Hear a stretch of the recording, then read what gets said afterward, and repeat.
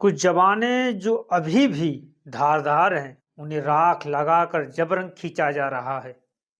यह राख राष्ट्रवाद की है, जिसमें राष्ट्र दूर दूर तक नहीं दिखता, सिर्फ मवाद भरा है। इसमें जो घाव बनकर रिस रहा है, चुप रहना देशभक्त की वर्तमान पहचान है। हाँ में हाँ मिलाना बौद्धिकता की पराकाष्ठा मानी जा रही।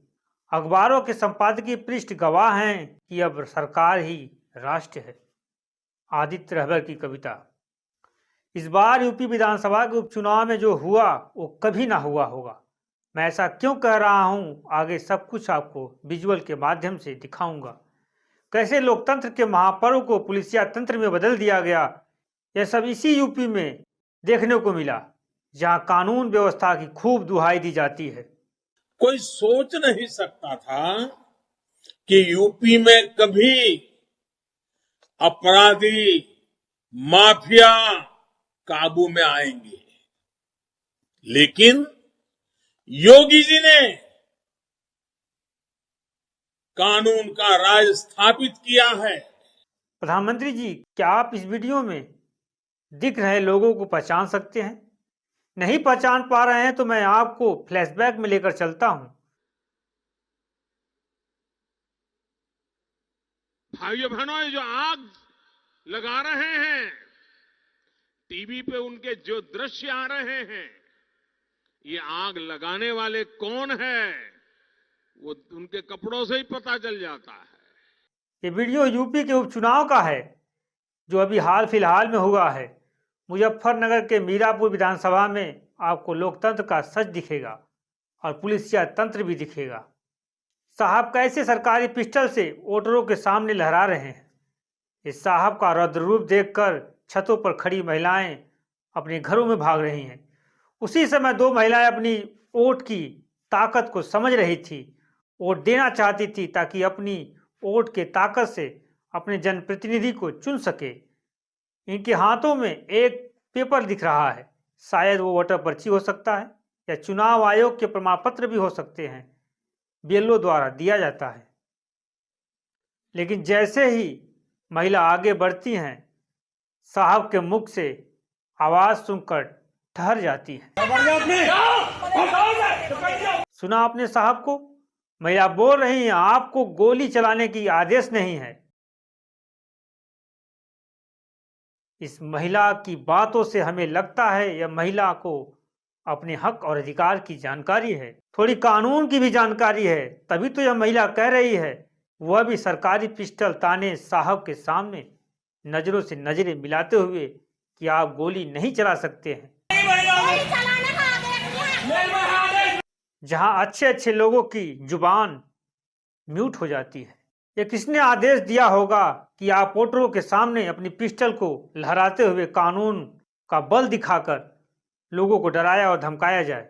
लोकतंत्र के पर्व पर लोकतंत्र को कौन सी दिशा दी जा रही है, ये वीडियो में साफ साफ दिख रहा है। दूसरा वीडियो कानपुर के सिमाओ विधानसभा का है। समाजवादी पार्टी ने ट्वीट कर इनका वीडियो हम अपनी फैमिली को लेके जाए वोट डालने के लिए जी, हमको समझ में रोक के मारा का जहाज जाए। तीसरा वीडियो अंबेडकर नगर के कटहरी विधानसभा का है, जिसमें लोग यह आरोप लगा रहे हैं कि यहाँ लोगों को वोट देने से प्रशासन रोक रही है। घर से कोई निकल नहीं रहा, मार रहे हैं, मार भी रहे हैं और रोक भी रहे हैं। घर से कोई डर से निकलने नहीं मांग रहा है। वोट कैसे हम लोग डालेंगे? तो चौथा वीडियो समाजवादी पार्टी ने अपने ट्विटर हैंडल से ट्वीट किया है, वह मुजफ्फरनगर के मीरापुर विधानसभा का है, बूथ संख्या 318 का है। लोगों ने आरोप लगाया कि मतदाताओं के साथ यहां पर अभद्रता की जा रही है।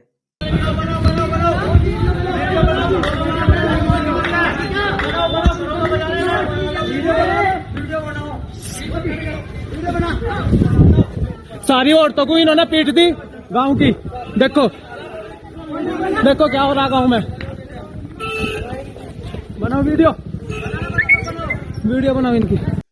पांचवा वीडियो कानपुर के सिमाओ विधानसभा का है।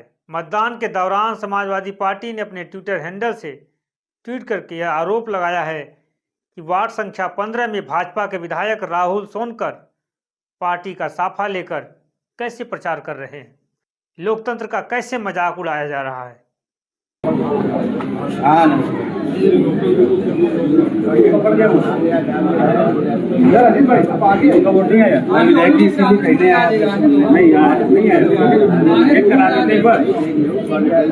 वोटर आईडी लेके जाओ भैया, वोटर आईडी लेके जाओ, हम मोबाइल के ऐप से चेक करके दे रहे हैं। आईडी है ना, अच्छा। अब सवाल यहाँ यह खड़ा होता है कि चुनाव आयोग कितना अपनी जिम्मेदारियों को निभा रहा है। जनता में चुनाव आयोग को लेकर कितना विश्वास दिन प्रतिदिन कम होता जा रहा है। चुनाव आयोग का यह लचीला रवैया इस आयोग पर सवालिया निशान खड़ा कर रहा है। आयोग के पिलर में दरार पड़ता जा रहा है। जनता अपने एक एक मत का प्रयोग करके विधानसभा भेजती है, लेकिन आयोग नागरिकों के अधिकारों का कितना ख्याल रखता है, यह सब कुछ देखने को मिल रहा है। चुनाव आयोग की तरफ से चुनाव से कुछ दिन पहले पोस्टर बैनर को हटा दिया जाता है, फिर नेताजी कैसे साफा लेकर घूम रहे हैं, वह भी एक पार्टी का, जिसमें पार्टी का सिंबल भी है, और प्रशासन को नहीं दिख रहा है। विधायक जी के लिए कानून नहीं वोटर मायने रखते हैं। मौज अपना प्रचार कर रहे हैं विधायक जी। और वही मिर्जापुर के मझवा विधानसभा सीट पर बूथ संख्या 95, 96, 97 पर समाजवादी पार्टी ने आरोप लगाया है कि धर्म देखकर, जाति देखकर लोगों को वोट देने से रोका जा रहा है। कौन लोग रोक रहे हैं? सब लोग भागे मत, भागो भागो भागो यहाँ से। ये कौन है? कौन पुलिस वाले? हाँ, पुलिस वाले मतलब डांटे। आप लोग को कौन रोक रहा है? पुलिस वाले रोक रहे हैं कि जाओ जाओ जाओ जाओ जाओ। नाम सही करा के तो चलिए जानते हैं कि क्या पुलिस किसी मतदाता को, किसी वोटर का आईडी कार्ड चेक कर सकती है। पुलिस प्रशासन को कब से जिम्मेदारी दी गई चुनाव के समय वोटरों का वोटर आईडी चेक करे? यह सवाल सिर्फ सवाल ही नहीं है, यह बहुत बड़ा सवाल है, क्योंकि कानून का काम दंगा फसाद, कानून व्यवस्था को कायम रखना है, शांति को कायम रखना है, ना कि किसी वोटर का वोटर आईडी चेक करना है। क्या प्रशासन को वोटर आईडी चेक करने के लिए लगाया गया है? तो चलिए जानते हैं, क्या पुलिस प्रशासन किसी वोटर का वोटर आईडी चेक कर सकती है? चुनाव आयोग क्या कहता है इस मामले में? कार्यालय मुख्य निर्वाचन अधिकारी उत्तर प्रदेश, चतुर्थल विकास भवन, जनपद मार्केट, लखनऊ। यह सूचना 19 नवंबर 2024 को जारी हुआ था। यूपी का उपचुनाव 20 नवंबर को होना था, जिसमें जिक्र किया गया है कि समाजवादी पार्टी द्वारा चुनाव आयोग को एक पत्र लिखा गया था, मतदाताओं को पुलिस द्वारा परेशान न किया जाए। मतलब कि समाजवादी पार्टी को पहले ही आभास हो गया था कि उपचुनाव में पुलिस प्रशासन क्या करने वाली है, क्या कदम उठाने वाली है और कहां तक पुलिस प्रशासन जा सकती है। इसी पेज के दूसरे नंबर पर साफ साफ लिखा है कि मतदाताओं की पहचान पीठासीन अधिकारी और उनकी टीम द्वारा किया जा सकता है। फिर सवाल यहाँ यह खड़ा होता है कि वोटरों को वोटर आईडी चेक करने का काम पीठासीन अधिकारी करते हैं, तो फिर पुलिस प्रशासन और उसके अधिकारी वहां पर क्या कर रहे थे? क्यों वोटरों का वोटर आईडी चेक कर रहे थे? यह तो सरासर चुनाव आयोग की कानून का उल्लंघन है। इसी सिलसिले में समाजवादी पार्टी ने पहले ही चुनाव आयोग को आगाह कर दिया था, एक पत्र लिखकर। पुलिस प्रशासन कहां तक जा सकती है, वह कौन कौन से रवैये अपना सकती है वोटरों के साथ। कुछ सवाल यह भी खड़ा होता है कि चुनाव आयोग कहता है कि वोटरों को वोटर आईडी से पीठासीन अधिकारी उनकी टीम कर सकती है, तो फिर प्रशासन के अधिकारी और प्रशासन के लोग किसकी अनुमति से, किसके कहने पर वोटरों का वोटर आईडी चेक कर रहे थे? किसी वोटर की जाति धर्म देखकर उसे जाने की अनुमति दे रहे थे और बंदूक की नोक पर डराया और धमकाया जा रहा था। यूपी चुनाव में एक चीज तो और दिखा कि कानून व्यवस्था कितना सक्रिय है यूपी का, और यूपी प्रशासन कितनी निष्पक्षता से काम करती है। प्रशासन कहता है कि हम लोग निष्पक्ष चुनाव करवाने आए हैं, लेकिन सवाल यहाँ यह खड़ा होता कि अगर निष्पक्ष चुनाव कराया गया तो इस आर्टिकल में चुनाव आयोग ने 3 दारोगा 7 पुलिसकर्मी को कैसे सस्पेंड कर दिया? क्या यह निष्पक्ष चुनाव हो रहा था?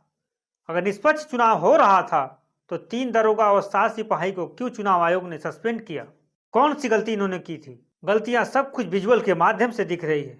जनता देख रही है कि यूपी पुलिस 9 विधानसभा का जो चुनाव हो रहा था उसमें कितना सक्रिय थी। वोटरों को कैसे सताया जा रहा था, कैसे परेशान किया जा रहा था। जो काम पीठासीन अधिकारी का है, वोटरों का वोटर आईडी चेक करना, वो पुलिस प्रशासन चेक कर रही थी। जाति धर्म देखकर लोगों को रोका जा रहा था, उसको मत डालने से रोका जा रहा था। बाकी इस विधानसभा में तमाम ऐसे वीडियो सोशल मीडिया पर तैरते रहे जो कानून व्यवस्था पर सवाल या निशान खड़ा करता है कि यूपी की कानून व्यवस्था कैसे चल रही है।